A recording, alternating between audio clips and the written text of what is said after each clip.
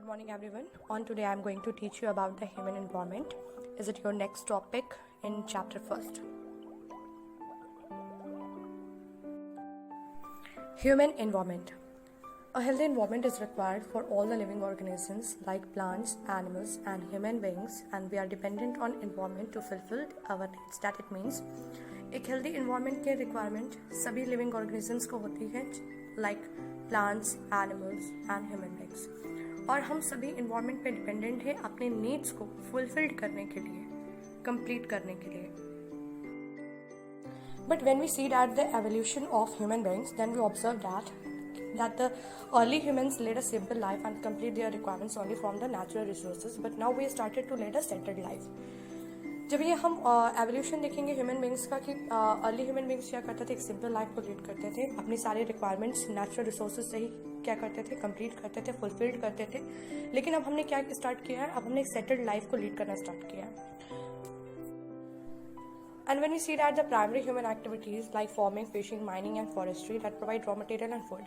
Primary human activities को जब हम देखते हैं तो हमने क्या देखा कि हमने क्या ऑब्जर्व किया कि वो फार्मिंग करते थे, फिशिंग करते थे, माइनिंग करते थे और फॉरेस्ट्री करते थे, जो हमें रॉ मटेरियल और फूड प्रोवाइड करते हैं, और जो कि आज भी ह्यूमन सोसाइटी के लिए रॉ मटेरियल्स और फूड्स आज भी उतने ही रिक्वायर्ड है, और आज भी इनके बिना हमारी लाइफ जो है वो बिल्कुल इम्पॉसिबल है.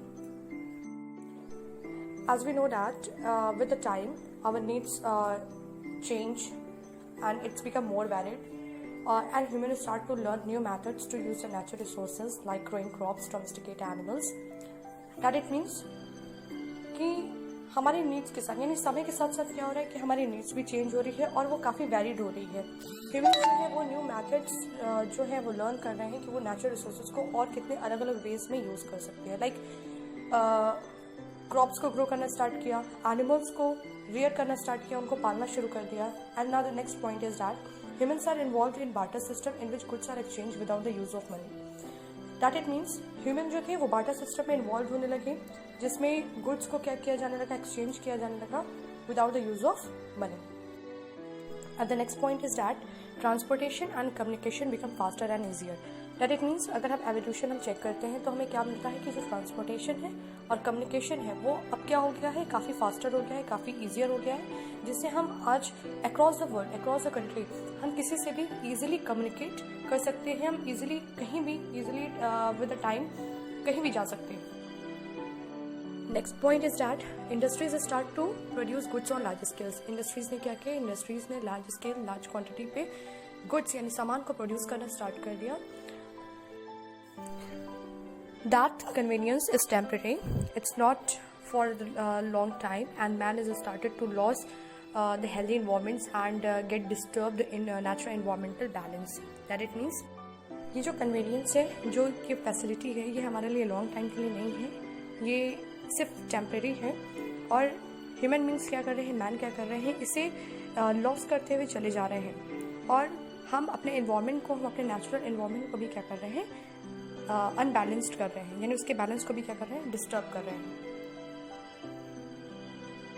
So now let's see that how the natural environmental balance get disturb. So when you see that environmental pollution is a major factor to get disturb the natural environmental balance and overpopulation. You can see that here. If overpopulation increases, then it demand increase. If their demand increases, then industries start to produce goods on a larger scales in large quantity. If the production increases, then it create overpopulation here. Environmental pollution is a negative effect which is a major problem and formed in both developed and developing countries. Here a question arises: why the natural environment get disturbed? Natural environment get disturbed due to the overpopulation and the overuse of natural resources. That it means कि हमारा natural environment जो है वो disturb हो गया है. किसकी वजह से डिस्टर्ब हो गया है? ओवर पॉपुलेशन की वजह से और नेचुरल रिसोर्सेज का ओवर यूज करने की वजह से. So we need to conserve the natural resources and reduce the population of human beings. तो हमें क्या करना चाहिए, हमें नेचुरल रिसोर्सेज का यूज यानी उसको कंजर्व करना चाहिए, उसे सेव करना चाहिए, उसका यूज जो है वो क्या करना चाहिए, कम करना चाहिए, और ह्यूमन बींग्स के पॉपुलेशन को भी रिड्यूस करने की जरूरत है. And the last point is that we have to learn and maintain harmony with the environment, and we need to conserve, we need to prevent the natural resources and environment.